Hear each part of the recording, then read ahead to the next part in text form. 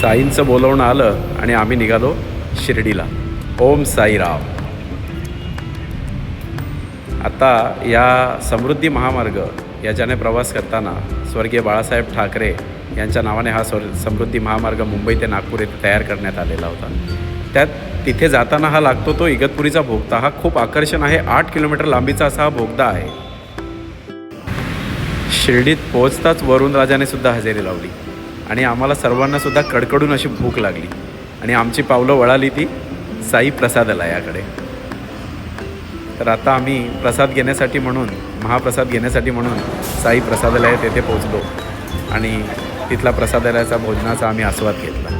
खूप सुंदर आणि छान असं जेवण, खूप छान अशी आसन व्यवस्था, येथे सर्वांना स्वच्छ आणि नीटनेटकं असं वातावरण, खूप छान.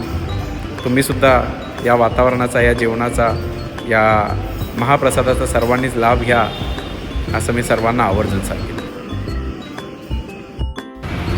छान असं सर्वांचं दर्शन झालं आणि आम्ही आता पुढे निघालेलो आहे आपल्या पुढच्या प्रवासाला. चला तर आमच्यासोबत पुढचा प्रवास करू. आमचे मित्र विवेक पाटील यांनीसुद्धा आम्हाला छत्रपती संभाजीनगर येथे त्यांच्या घरी आवर्जून आमंत्रित केलं आणि आम्ही निघालो आता त्यांच्या घराकडे. तर चला बघूया त्यांच्या घरी आम्ही काय गमतो. विवेकच्या घरी पोहोचल्यानंतर त्याच्या घरातल्यांनी छान असं आमचं सगळ्यांचं स्वागत केलं आणि आपल्या ज्या पारंपरिक पद्धती होत्या त्या पारंपरिक पद्धतीप्रमाणे सर्वांचा मान सन्मान आणि रिस्पेक्ट केला. खूप छान वाटलं. विवेक, हे सगळं होणं खूप गरजेचं आहे. खूप जुने मित्र एकत्र भेटतात, फॅमिलीज एकत्र येतात. नक्कीच आपण कुठेही प्रवासाला जात असताना मध्ये आपल्या कुठल्या मित्राचं घर असेल तर धावती का होईना पण त्याला नक्कीच भेट द्या. मन खूप प्रसन्न होईल. मग काय, काढली गाडी आणि निघालो ऐतिहासिक शहर छत्रपती संभाजीनगर हे पाहण्यासाठी. चला तर बघूया आम्ही काय काय मजा केलेली. औरंगजेबाचा मुलगा, दुसरा मुलगा, त्याने आपल्या आईसाठी बांधलेली ही प्रतिकृती, आणि ही प्रतिकृती म्हणजेच बीबी का मकबरा. आणि हा मकबरा बघण्यासाठी म्हणून आम्ही तिथे एक भेट दिली. तर चला बघूया आपण बीबी का मकबरा. थोड्या वेळासाठी का होईना पण मी सुद्धा चक्क होऊन गेलो. असं वाटलं आपण आग्र्याला ताजमहल बघायला आलो आहे की काय. आणि बघतो तर काय, तर त्याचीच प्रतिकृती म्हणजेच औरंगजेबाच्या मुलाने, दुसऱ्या मुलाने त्याच्या आईसाठी बांधलेला हा मकबरा. हा सुंदर अशा वातावरणामध्ये चारी बाजूंनी संपूर्ण सृष्टी सौंदर्य आणि त्याच्यामध्ये हा बांधलेला मकबरा. आणि नक्कीच तुम्ही या मकबऱ्याला भेट द्या. फोटो काढण्यासाठी, व्हिडिओ काढण्यासाठी ही जागा खूपच छान आहे. ऐतिहासिक जागा आहे. सगळ्यांनी का होईना पण याला इथे भेट द्या.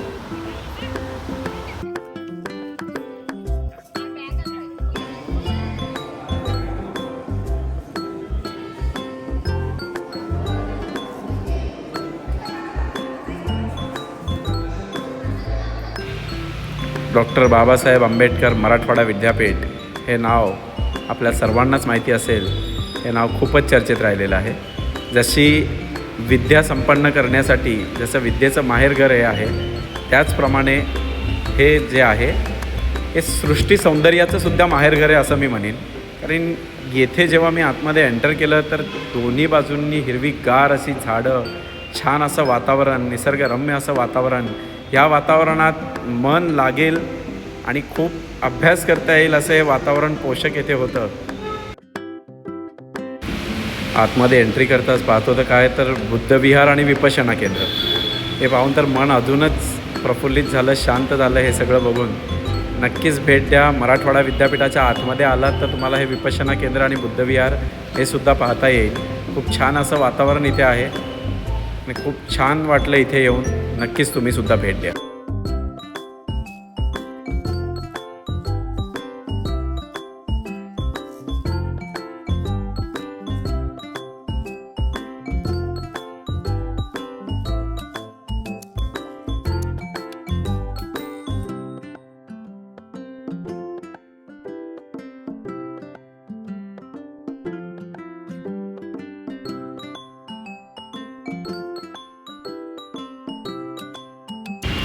इथेच गाडला होता त्या नीच मुघलांचा सम्राट औरंग्याला.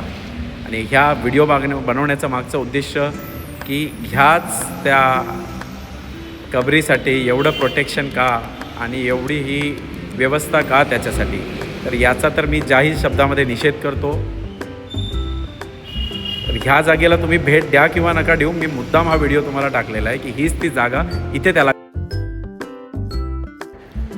तर हे आहे भद्रा मारुती मंदिर आणि इथे जी हनुमानाची किंवा मारुतींची जी मूर्ती आहे ती निद्रा अवस्थेत म्हणजे आडवी अशी मूर्ती आहे इथे. तर ती भेट आम्ही देण्यासाठी इथे आलेलो आहोत. तर बघूयात आणि दर्शन घेऊयात आपण मारुती रायाचं.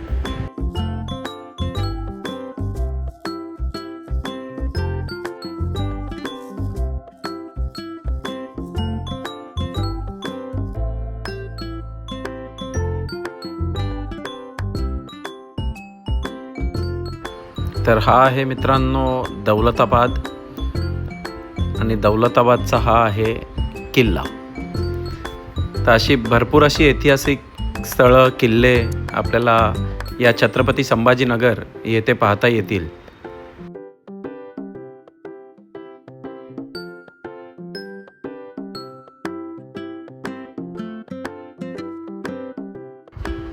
चलो अभी फिर हो जाए थोडी सी पेट पूजा, म्हणून बसलो आम्ही आता जेवणावर ताव मारायला.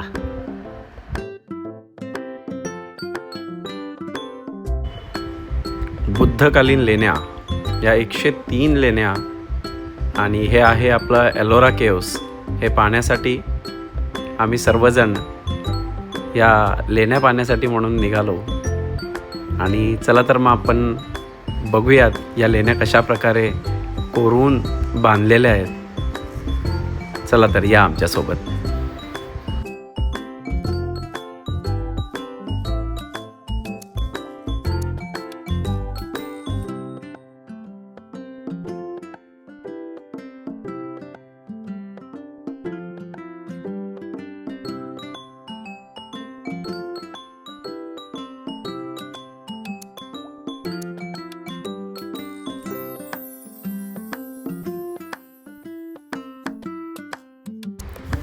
तर मित्रांनो, हा आहे लेण्यांचा प्रवेशद्वार, मुख्य प्रवेशद्वार. आणि या प्रवेशद्वारामधूनच आम्ही एंट्री आतमध्ये करत होतो. खूप छान असं कोरीव काम, शिल्पकाम या लेण्यांचे इथे करण्यात आलेलं होतं. मन अगदी प्रसन्न करणारं, मन अगदी वेधवून घेणारं या अशा लेण्यांचं काम होतं. आपल्या भारतातूनच तर नाही तर परदेशांहूनही बरेचसे पर्यटक या लेण्या पाहण्यासाठी म्हणून खास या जागेला भेट देत असतात. तुम्ही पाहू शकता की कशा प्रकारे हे शिल्पकाम, कोरीव काम इथे करण्यात आलेलं आहे. खूप सुंदर असं मनाला प्रसन्न करणारं हे काम होतं. आणि विशेषतः सांगायचं म्हटलं तर हे जे काय मंदिर आहे, हे हा जो डोंगर आहे, हा डोंगर वरपासून पोखरून कोरीव काम, नक्षीकाम ह्याचं वरपासून करून पूर्ण खालपर्यंत हे नक्षीकाम करण्यात आलेलं आहे.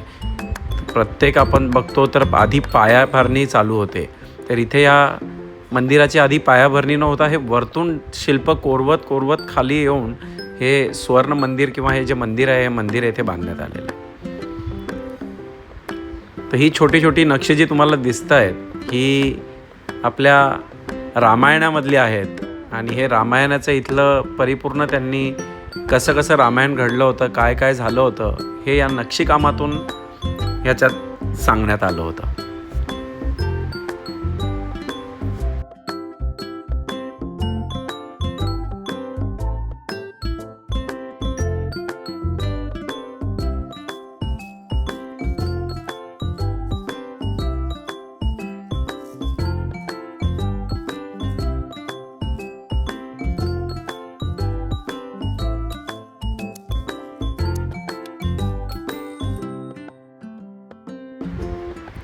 या संपूर्ण लेण्या पाहून झाल्यानंतर आम्ही निघालो वरती मंदिराकडे.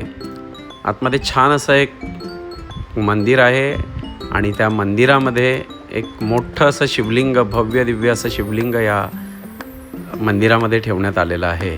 तरी आपण बघू शकता आता की कसं याचं बांधकाम आहे, कशा याच्या शिड्या आहेत. हा या मंदिराचा समजा गाभारा आहे. त्याच्यातनं आम्ही आतमध्ये एंटर करतो आहे. आतमध्ये एंटर केल्यानंतर येथे खूप छान असं कोरीव काम, नक्षीकाम आम्हाला येथे पाहायला मिळालं. आपण बघू शकता की किती छान असं भक्कम असं एवढ्या वर्षापूर्वीचं बांधकाम अजूनसुद्धा एवढं छान आणि भक्कम आहे, तर त्यावेळेस ते किती सुंदर दिसत असेल. अजून खूप इथे गर्दी होती. अर्थातच सुट्ट्यांचे दिवस आहेत. आणि हे बघा, हे असं हे शिवलिंग, खूप छान प्रचंड मोठं असं हे शिवलिंग आम्हाला येथे दर्शन करण्यासाठी मिळालं.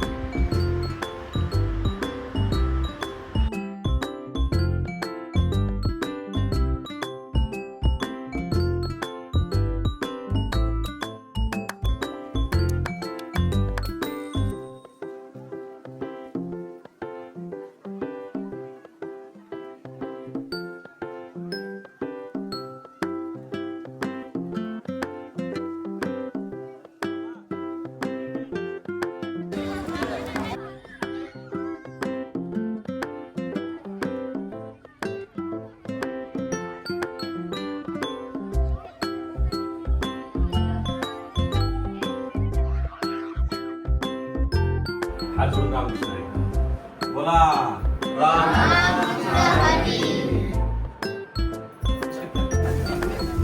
बाय बाय करा. बाय बाय आजी. चला हा बाबा, बरं वाटलं. बरं आलो थोडक्या करता, पण जरा बरं वाटलं. पण काय कामाचे बाय दादा.